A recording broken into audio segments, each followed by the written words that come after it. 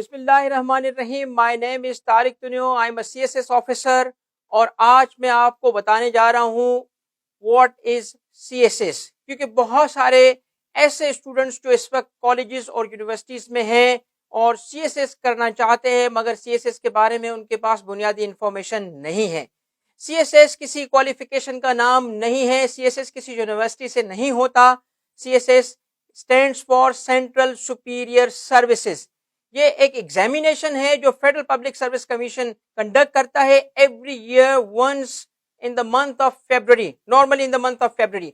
और इस एग्जाम को पास करने के बाद आप बन जाते हैं सीएसएस ऑफिसर। सीएसएस के लिए कुछ बुनियादी रिक्वायरमेंट्स हैं और उन रिक्वायरमेंट्स में आता है एजुकेशनल क्वालिफिकेशन। आपको कम से कम ग्रेजुएशन करना लाजमी है। ग्रेजुएशन किसी भी फील्ड में हो सकता है, आर्ट्स में, साइंस में, कोई इसमें कतगन नहीं है कि ग्रेजुएशन किस में किया हो, मगर मिनिमम क्वालिफिकेशन ग्रेजुएट होना लाजमी है। सेकंड आती है एज लिमिटेशन। आपको कम से कम 21 इयर्स का होना चाहिए और ज्यादा से ज्यादा 30 इयर्स का। और इन इयर्स के अंदर फ्रॉम 21 टू 30 इयर्स आपको मिलते हैं 3 अटेम्प्ट। 3 अटेम्प्ट्स में अगर किसी को करना है तो सीएसएस पास कर ले, वरना 3 अटेम्प्ट्स के बाद कोई रिलैक्सेशन नहीं होता। सीएसएस के बारे में अब हम आते हैं कि सीएसएस की कंटेंट क्या होती है। सीएसएस के बारे में 2 किस्म के सब्जेक्ट्स होते हैं और पहला कैटेगरी होती है कंपलसरी सब्जेक्ट्स की। कंपलसरी सब्जेक्ट्स में सबसे पहले आता है इंग्लिश और इंग्लिश का ऐसे का पेपर। इंग्लिश ऐसे 12 के करीब डिफरेंट टॉपिक्स दिए जाते हैं जिनमें से सिर्फ आपको एक ऐसे अटेम्प्ट करना होता है और 3 आवर्स के टाइम में आपको अपनी लैंग्वेज के, लॉजिकल थिंकिंग के, कोहेरेंस की महारत दिखाते हुए उस टॉपिक को लिखना होता है। और इसके बाद आता है इंग्लिश का दूसरा पेपर और ये पेपर है प्रेसी और कंपोजिशन का। ये नॉर्मली सीएसएस के 2 बड़े चैलेंजिंग सब्जेक्ट्स कंसिडर होते हैं, मगर हम आपके लिए ला रहे हैं इन 2 सब्जेक्ट्स के ऐसे माहिर, ऐसे एक्सपर्ट्स जिन्होंने न सिर्फ इन 2 सब्जेक्ट्स की महारत हासिल की, लैंग्वेज के ट्रेनर्स बने, बल्कि इवन खुद भी सीएसएस पास किया और इस वक्त वो सिविल सर्विस का हिस्सा हैं और इन 2 सब्जेक्ट्स में बड़े अच्छे मार्क्स लिए।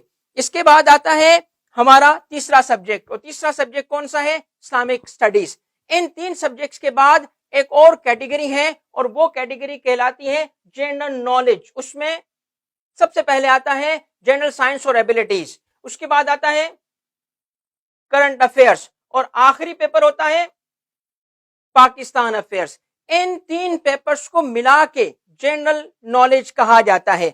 अब 6 पेपर्स होते हैं कंपलसरी। हर पेपर का अगर मार्क्स के हिसाब से वेटेज देखा जाए तो मार्क्स होते हैं 100 और 100 में से 40 मार्क्स पासिंग काउंट किए जाते हैं। एक बात नोट करने की यह है कि इन 3 कैटेगरीज के 3 जो सिंगल कैटेगरी होती है इनमें टोटल मार्क्स होते हैं 300, मगर क्यूमुलेटिव मार्किंग होती है जिसकी वजह से आपको 120 मार्क्स लेने होते हैं। अगर किसी एक पेपर में 40 मार्क्स नहीं भी मिले और क्यूमुलेटिव तीनों में 120 मार्क्स हैं तो वो कैंडिडेट पास काउंट होता है। अब हम आ रहे हैं सीएसएस के दूसरे कैटेगरी की तरफ और दूसरी कैटेगरी है ऑप्शनल पेपर्स।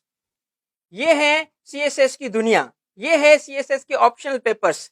मगर घबराना नहीं है, क्यों? क्योंकि ये सारे सब्जेक्ट्स आपने नहीं पढ़ने। इनमें से सिर्फ आपने 600 मार्क्स के पेपर ऑप्ट करने हैं और ऑप्ट करने के लिए आपको दी गई हैं 7 डिफरेंट क्लासिफिकेशंस। सबसे पहले आता है ग्रुप 1। ग्रुप 1 में से अगर आप देखें तो आपको वेरियस किस्म के सब्जेक्ट्स नजर आएंगे और आपको रूल्स के मुताबिक इस ग्रुप से सिर्फ 200 मार्क्स का एक पेपर ऑप्ट करना होगा, क्योंकि ये सारे जो सब्जेक्ट्स हैं 200 मार्क्स के हैं। और याद रखिएगा कि जो सब्जेक्ट 200 मार्क्स का होगा उसके होंगे 2 पेपर्स, यानी आपको 200 मार्क्स के लिए सब्जेक्ट ऑप्ट करते वक्त 2 सब्जेक्ट्स की तैयारी करनी पड़ेगी, क्योंकि सब्जेक्ट एक होगा मगर पेपर 2 होंगे, तो इन अ वे ये 2 पेपर ही काउंट होंगे, 2 सब्जेक्ट्स ही काउंट होंगे। इसके बाद ग्रुप 2 आता है और ग्रुप 2 के अंदर आप देख सकते हैं कि कुछ सब्जेक्ट्स 200 मार्क्स के हैं, मगर कुछ सब्जेक्ट 100 मार्क्स के भी हैं। तो आप यहां से पिक कर सकते हैं 200 मार्क्स के एक पेपर अगर ऑप्ट करेंगे, या इससे ज्यादा भी ऑप्ट कर सकते हैं, क्योंकि 100 मार्क्स के भी गिवन है। मगर ये नहीं हो सकता कि आप यहां से 300 मार्क्स के आप सब्जेक्ट ऑप्ट करें।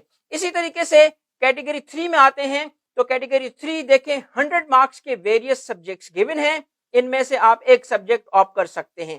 कैटेगरी 4 लाइकवाइज 100 मार्क्स के सब्जेक्ट्स हैं, इस सब्जेक्ट्स में देखें हिस्ट्रीज हैं, इनमें से भी आप एक पेपर ऑप्ट कर सकते हैं। इसी तरीके से आप अगली कैटेगरी में जाएं, तो कैटेगरी 5 में भी 100 मार्क्स के ही पेपर हैं, और आप यहां से भी एक पेपर ऑप्ट कर सकते हैं। कैटेगरी 6 और कैटेगरी 7 में भी आप एक ही पेपर ऑप्ट कर सकते हैं, मगर आपने जो टोटल पेपर ऑप्ट करने हैं वो 600 मार्क्स के होंगे। यानी आपने अगर किसी कैटेगरी से कोई पेपर ऑप्ट नहीं करना तो आप ना करें। यानी आपको पेपर ऑप्ट करते वक्त कैटेगरीज को फॉलो नहीं करना, आपने नंबर ऑफ मार्क्स देखनी है और उसके मुताबिक रूल्स को फॉलो करना है। सीएसएस के बारे में मैं आपको ये बात बताता चलूं कि हम जिस तरीके से सीएसएस को पढ़ाने आ रहे हैं, अभी तक इस तरीके से किसी ने विजुअलाइज नहीं किया। हम आपको बेसिक से लेके मोस्ट एडवांस लेवल तक लेके जाएंगे और टोटल गाइडेंस आपको प्रोवाइड की जाएगी। कहां पे? एआरटीटी सीएसएस एकेडमी। तो इस एकेडमी की रजिस्ट्रेशन स्टार्ट हो चुकी है, क्लासेस स्टार्ट होंगी 1 मई से, और आप जो नंबर गिवन है इस नंबर पे कॉल करें और अपनी रजिस्ट्रेशन करवाएं। Thank you.